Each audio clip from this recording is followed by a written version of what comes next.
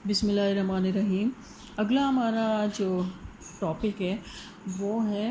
پاکستان اور بھارت کے درمیان تعلقات۔ یہی والا جو 18 چیپٹر ہے اس کے آگے اس پہ ایسے ہے کہ الگ سے انڈیپینڈنٹ کویشچن بھی آ سکتا ہے اور کبھی نوٹس بھی آ سکتے ہیں کہ پاکستان کے بھارت کے ساتھ تعلقات بیان کریں یا ایران کے ساتھ یا امریکہ کے ساتھ یا افغانستان کے ساتھ۔ تو ابھی ہم ایک ایک کر کے سارے ممالک پڑھیں گے، جن میں سب سے پہلا ہے پاکستان اور بھارت کے ساتھ تعلقات، پاکستان اور بھارت کے درمیان تعلقات، یا پاکستان کے بھارت کے ساتھ تعلقات، یا بھارت کے پاکستان کے ساتھ تعلقات۔ تو اس میں سب سے پہلی چیز ہے جغرافیائی معلومات، یعنی یہ پتہ ہونا چاہیے کہ بھارت پاکستان کی کس طرف واقع ہے۔ تو پاکستان کے مشرق میں بھارت واقع ہے، جو رقبے کے لحاظ سے پاکستان سے 5 گنا بڑا ہے، اور دونوں ملکوں کے درمیان میں ایک مشترکہ سرحد ہے جو 1000 میل لمبی ہے، اور وہ بحیرہ عرب کے ساحل سے شروع ہوتی ہے اور شمال میں ریاست جموں کشمیر تک چلی جاتی ہے۔ یہ سرحد جو ہے یہ غیر قدرتی ہے، مطلب یہ ہونی اس طرح سے نہیں چاہیے تھی، لیکن ریڈ کلف ایوارڈ کی دھاندلی اور ناانصافی کا منہ بولتا ثبوت ہے۔ اس کے علاوہ ریاست جموں اور کشمیر میں لائن آف کنٹرول ہے جو آزاد کشمیر کو بھارتی مقبوضہ کشمیر سے علیحدہ کرتی ہے۔ اگلا نیکسٹ ہمارا ٹاپک ہے بھارتی سیکولرزم۔ بھارت اگرچہ بظاہر ایک سیکولر ریاست ہے، لیکن عموماً یہ انتہائی متعصب ہندو حکومت ہے۔ وہاں پہ ہندوؤں کی حکومت ہے، ہندو میجورٹی میں ہے، تو وہ انتہائی پریجڈسڈ ہیں، انتہائی متعصب قوم ہیں، اور ان کے اندر جو ہے وہ مذہب کا کوئی عنصر داخل نہیں ہوتا۔ بظاہر جو سیکولر ریاستیں ہیں نا، ان کے اندر مذہب کا کوئی عنصر داخل نہیں ہوتا، اور اس کی حدود میں بسنے والے تمام شہر خواہ کسی مذہب اور کسی عقیدے سے تعلق رکھتے ہیں، وہ مساوی شہری حقوق کے مالک ہوتے ہیں، اور ان کے درمیان کسی قسم کا امتیاز روا نہیں رکھا جاتا۔ یعنی وہ ممالک جو سیکولرزم کا دعویٰ کرتے ہیں تو پھر ان کا بیہیویئر اپنی تمام تر عوام کے ساتھ ایک جیسا ہوتا ہے، چاہے ان کا تعلق کسی مذہب کسی بھی عقیدے سے ہو، وہ ان کے درمیان میں مساوی انہیں حقوق دیتے ہیں۔ لیکن بھارت محض یہ نعرہ لگاتا ہے اور کرتا ایسے نہیں ہے۔ وہ اپنے ہاں کی اقلیتوں اور خاص طور پر مسلمان اقلیت پر عرصہ حیات تنگ کر رکھا ہے۔ اس نے بھارت میں بسنے والے کروڑوں مسلمان اپنے دین و ثقافت اور تہذیب و تمدن کو بچانے کے لیے سخت آزمائشوں سے گزر رہے ہیں، کیونکہ بھارت کے جو ہندو راج نے انہیں اپنی تہذیب و تمدن سے بیگانہ کرنے کے لیے سازشوں اور عملی کارروائیوں یعنی فرقہ وارانہ فسادات کا ایک جال بچھا رکھا ہے، جال پھیلا رکھا ہے۔ وہ کبھی تو نماز پڑھنے کے لیے جاتے ہیں تو ان کے اوپر تشدد ہوتا ہے، کبھی جمعہ پڑھنے کے لیے جاتے ہیں تو ان کی گرفتاریاں ہوتی ہیں، کبھی ان کی مسجدوں کو گرایا جاتا ہے، کبھی ان کے خون سے ویسی ہولی کھیل لی جاتی ہے۔ تو ان کے اوپر یعنی زندگی کو تنگ کر کے رکھا گیا ہے مائنورٹیز کے اوپر سے، اسپیشلی مسلمانوں کے اوپر سے۔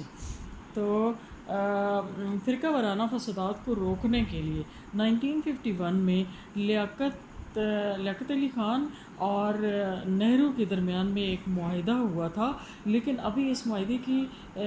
جو ہے وہ سیاہی بھی خشک نہیں ہونے پائی تھی کہ نہرو کابینہ کے 2 وزیروں نے اس معاہدے کے خلاف احتجاج کے طور پر استعفیٰ دے دیا، اور اس کے ساتھ ہی بنگال اور آسام میں مسلمانوں کے خون سے ہولی کھیلی، اور فرقہ وارانہ فسادات جو تھے وہ بھارت میں اس کے بعد یعنی ایک معمول بنا رہا۔ تو وہ معاہدہ جب ہوا تو انہیں پتہ چلا کہ مسلمان تو ہر قسم کا قربانی دے کر معاہدے کا پاس کریں گے، اور ہو سکتا ہے کہ وہ ان کے لیے سکون کا باعث بن جائے، تو وہ انہیں بہانا چاہیے تھا، لہٰذا دونوں نے ریزائن کیا اور پھر کیا کیا کہ مسلمانوں کے خون سے ہولی کھیلی، کیونکہ وہ کبھی پازیٹیو نہ تھے نہ ہیں، اور پتہ نہیں رہیں گے یا نہیں رہیں گے۔ اسی وجہ سے تو قائد اعظم محمد علی جناح نے کوشش کی کہ مسلمان کبھی بھی ان ہندوؤں کے ساتھ نہیں رہ سکتے، یہ انتہائی متعصب قوم ہے، اور ان کی تنگ نظری یہ ہے کہ کسی دوسرے مذہب کے لوگوں کے ساتھ یہ کبھی بھی پرامن رہائش پر یقین نہیں رکھتے سوائے اپنے ہندوؤں کے۔ یعنی ان کو تو یہ مانتے ہیں لیکن باقیوں کے بارے میں یہ اتنے تنگ نظر ہیں، اتنے تنگ ذہن ہیں کہ وہ ان کا وجود بھی برداشت نہیں کر سکتے۔ اگلا جو پوائنٹ ہے وہ ہے بھارت کی پاکستان دشمنی، یعنی مسلمانوں کے ساتھ دشمنی ہے ہی ہے، اسی بنا پر پاکستان کے ساتھ بھی دشمنی ہے، کیونکہ پاکستان بھی تو اسلامی ملک ہے، وہ مسلمانوں کا ملک ہے، وہ اسلام کے نام پر حاصل ہوا ہے، تو اس کے قیام کو تو وہ نہ روک سکی، حالانکہ انہوں نے بڑی کوششیں کی، اور ابتدائی سے پاکستان کو جو ہے وہ جب بن گیا تو وہ بھارت کے ساتھ ملانے کے خواب دیکھنے لگے۔ انہوں نے یہ کہا کہ ابھی وقتی طور پر یہ الگ ہوا ہے تو یہ سمجھیں بالکل ایسے، کیونکہ انگریز بھی ان کے ساتھ ملے ہوئے تھے، تو انہوں نے یہ کہا کہ اور انہوں نے اس کے لیے بڑے حربے بھی استعمال کی، جیسا کہ میں نے آپ کو بتایا تھا کہ اس کی یہ پارٹیشن ہونی تھی ہندوستان کی 1 سال کے بعد، لیکن انہوں نے کیا کہ فوری طور پر اس کی پارٹیشن کروا دی، اور اس کے پیچھے انگریزوں کا اور ہندوؤں کا مقصد جو تھا کلیکٹیو وہ یہ تھا کہ وہ تیار نہیں ہوں گے، تو لہٰذا ایک نیا ملک جو ہے وہ جسٹ ان کے لیے ایک خیمے کے طور پر ہوگا، تو ایک خیمہ لگا کر جس کے اندر کوئی سہولیات نہ ہو، کوئی فیسیلیٹیز نہ ہو، کوئی پریپریشن نہ ہو، تو ہم دیکھیں گے کہ یہ اس نئے ملک کو کیسے چلاتے ہیں، تو مجبوراً ایسے ہوگا کہ وہ مڑ کے بھارت کے ساتھ انہیں ملنا پڑے گا۔ لیکن اور پھر اس کے ساتھ ساتھ انہوں نے پاکستان کو نقصان پہنچانے کا بھی کوئی موقع آج سے جانے نہیں دیا، لیکن اللہ تعالیٰ کی فضل و کرم سے پاکستان نہ صرف قائم ہوا بلکہ اللہ تعالیٰ کے رحمت سے، اللہ تعالیٰ کے کرم سے پاکستان جو ہے اس کو اللہ نے طاقت بھی عطا کی، حوصلہ بھی عطا کیا، اور ابھی تک وہ دنیا کے نقشے پر قائم و دائم ہے، اور انشاءاللہ تابد وہ رہے گا قائم۔ تو بھارت نے دسمبر 1971 میں پاکستان کو 2 ٹکڑوں میں بانٹ دینے کی بھی ناکام سازش کی، اور وہ اس سازش میں کامیاب بھی ہو گیا، اور اس کے پیچھے ان کا مقصد یہی تھا کہ جب 2 ٹکڑے کر دیے جائیں گے تو پھر دونوں کو الگ الگ ہڑپ کرنا آسان ہو جائے گا، لیکن اس کے باوجود اللہ تعالیٰ نے پاکستان کو قائم رکھا ہے، اور وہ انشاءاللہ تعالیٰ قائم رہے گا۔ اس کے بعد اگلا پوائنٹ ہے ایشیا کی قیادت کا خبط، یعنی ان کے اوپر ایک ہندوؤں کے اوپر، بھارت کے اوپر ایک جنون تھا اور ایک جنون ہے۔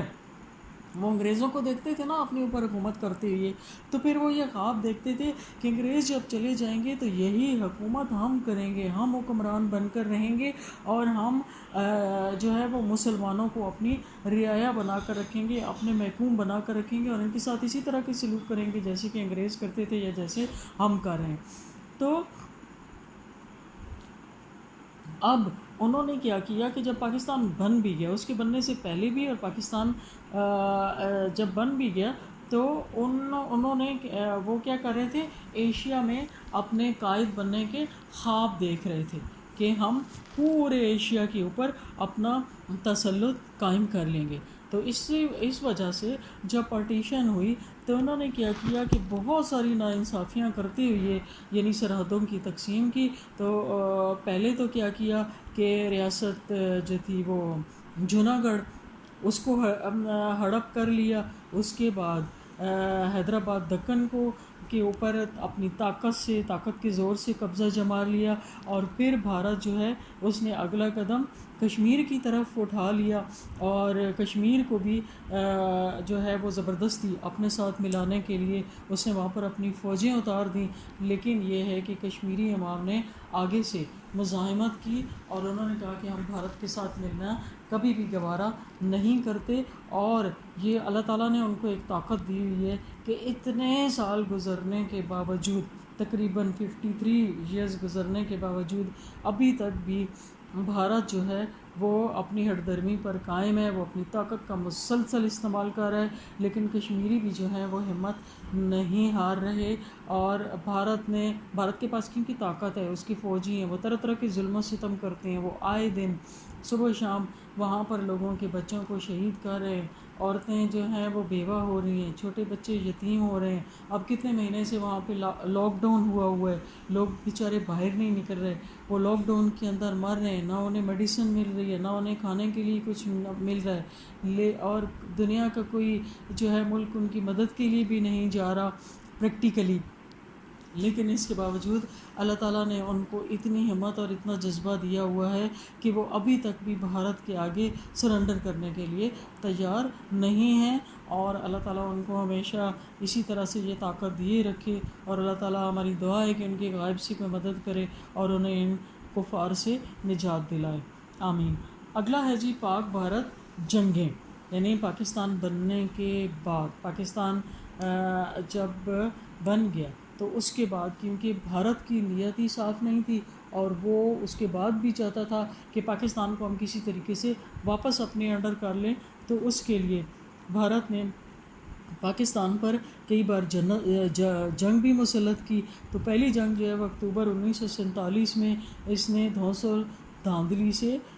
مہاراجہ کشمیر سے نام نہاد الحق کی دستاویز پر دستخط کرا کر اپنی فوجیں کشمیر میں اتار دیں، تو وہ اس وقت یہ جنگ ہوئی، اور یہ جنگ جو تھی وہ 1 جنوری 1949 کو جنگ بندی کے نام پر ختم ہوئی۔ اس میں بھارت کا شدید جانی مالی نقصان ہوا، پاکستانی شیروں نے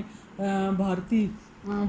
فوجیوں کے دانت کھٹے کر دیے، اور اس کے بعد انہوں نے اپریل 1965 کو پھر کیا کیا کہ پاکستان کے کچھ علاقے پر قبضہ کرنے کی کوشش کی، لیکن اس کو پاکستانی فوج کے ہاتھوں وہاں پر بھی ذلت آمیز شکست کھانا پڑی، اور اس کی ایک ڈویژن فوج گھیرے میں آ گئی۔ اس نے 6 ستمبر 1965 کو اس بہانے سے پاکستان کشمیر میں مسلح تخریب کار بھیج رہا ہے لاہور پر، مطلب یہ ایک پروپیگنڈا کیا نا کہ پاکستان جو ہے وہ کشمیر میں مسلح تخریب کار بھیج رہا ہے۔ اس نے لاہور پر اچانک شب خوں مارا، اچانک اس پر اٹیک کیا کہ پاکستانی تیار نہیں ہوں گے تو اس طرح سے انہیں نقصان ہوگا، لیکن اللہ کے فضل و کرم سے انہوں نے اس کا، پاکستان کی بحری اور فضائی افواج نے ان کا ایسے منہ توڑ ان کے حملے کا جواب دیا، اور ان کی افواج کی ایسی خوب پٹائی کی کہ جو ان کو رہتی دنیا تک یاد رہے گی۔ اس کے بعد بھارت نے مشرقی پاکستان میں سازش کا جال بچھایا اور کیا کیا کہ گٹھ جوڑ کر کے 22 نومبر کو مشرقی پاکستان پر حملہ کر دیا، اور اس کو بنگلہ دیش بنانے میں کامیاب ہو گیا۔ یعنی کامیاب تو ہو گیا لیکن وہ ایک انڈیپینڈنٹ کنٹری بن گئے۔ تو بہرحال اس نے اپنی نیت کا جو تھا نا اظہار وہ کر لیا کہ پاکستان اس طرح سے 2 حصے کر دیں گے تو ان کی طاقت کم ہو جائے گی، لیکن الحمدللہ اللہ پاک نے پاکستان کو دین اسلام کے نام کی جو طاقت دی ہوئی ہے وہ ان کے اندر موجود ہے، اور اللہ کرے کہ یہ ہمیشہ قائم رہے۔ آج کے لیے اتنا ہی کافی ہے۔